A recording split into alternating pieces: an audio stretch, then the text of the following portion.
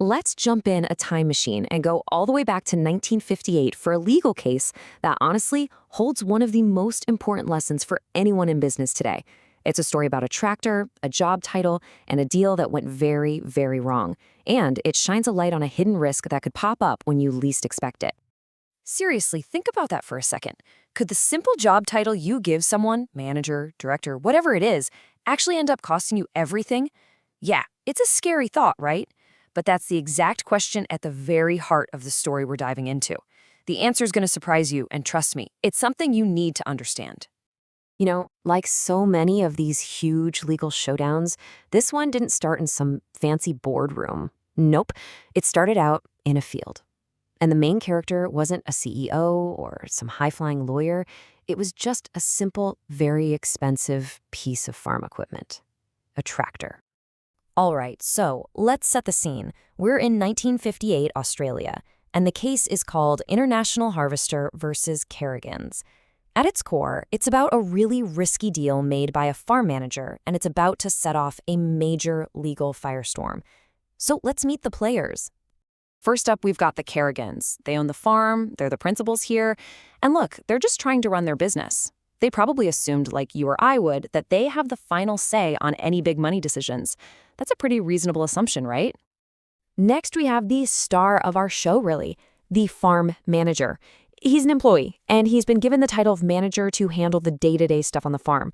Now, I want you to lock that title away in your brain, because everything, and I mean everything, is going to hinge on that one word. And finally, rounding out our cast of characters, we have our third party, a salesperson from International Harvester, a huge machinery company. Now, from their point of view, they're just doing their job, you know? They're talking to the guy who seems to be in charge, the manager.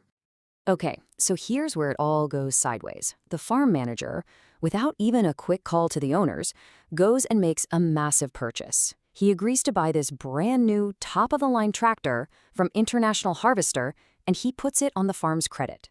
The deal's done, handshake and everything. It all seems totally fine. At first. Yeah, at first is the key phrase here. Because what looked like a simple deal is about to just explode into a legal nightmare. And the big question becomes, who is actually on the hook for this tractor? So can you imagine being the Kerrigans?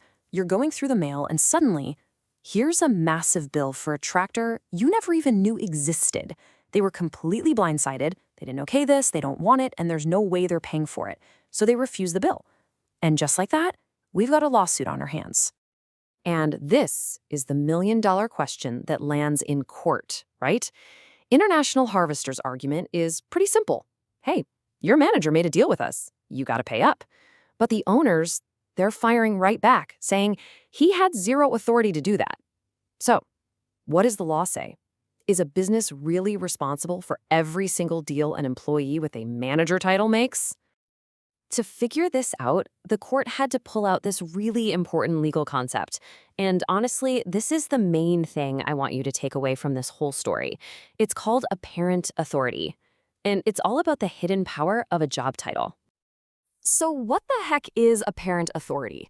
Well, it's not about the authority you actually give an employee in their contract. Nope, it's about the authority that a third party, like our salesperson, would reasonably believe that employee has just by looking at their job title. It's all about appearances. You call someone a purchasing director, a stranger's going to assume they have the authority to, purchase things. And the law gets even more specific. It breaks this down into two types. You've got usual authority. These are the normal, everyday things you'd expect a farm manager to do. Buying some feed, hiring a few people for harvest season, that kind of stuff. But then you have unusual authority.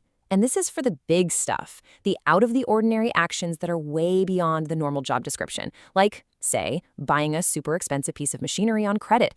The whole case boils down to this. Which bucket does that tractor purchase fall into? All right, so now that we get that key concept, let's head back to the courtroom. The High Court of Australia took this exact test, usual versus unusual authority, and applied it to our tractor story. And what they decided?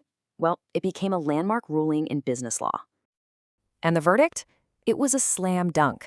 The court sided with the farm owners. That contract? Totally invalid. The Kerrigans did not have to pay a single cent for that tractor, which meant International Harvester was left holding the bag. So, why? Well, the court's reasoning boils down to one incredibly powerful idea. A job title is not a blank check. Just because someone's a manager doesn't mean they can do anything they want. It only gives them the power to do what's usual for that job, nothing more. So they really base their decision on two key things. First, they said buying a massive tractor on credit is not a normal, everyday task for a farm manager. That's a huge financial decision, definitely unusual authority. And second, and this part's so important, the owners, the Kerrigans, never did anything to make International Harvester think their manager had this special power. They never said, oh yeah, Bill handles all our big equipment buys. There was no representation. Okay, so you might be thinking, that's a cool story about a farm in 1958, but what does that have to do with me today? Well, everything. Because this idea of apparent authority is in play every single day in every business. Whether you own the company, work for the company, or sell to the company, this affects you. So let's break down the practical lessons here, because they're crystal clear. If you're the seller, the lesson is simple. You have to verify. If a deal seems a little too big for the person's title, you gotta ask, do you have the specific authority for this? If you're a business owner, your job is to draw bright, clear lines around what your employees can and can't do. And finally, if you're an employee, you have to know your limits. Don't promise something you can't deliver. So I'll leave you with this to think about. The next time you're about to sign a contract, or you see one of your team members signing one, take a second and ask yourself, whose authority am I really trusting here? Is it just the title on a business card, or is it the real, actual power to make that deal happen? Because as our story about the tractor shows us, confusing those two things can be a very, very expensive mistake.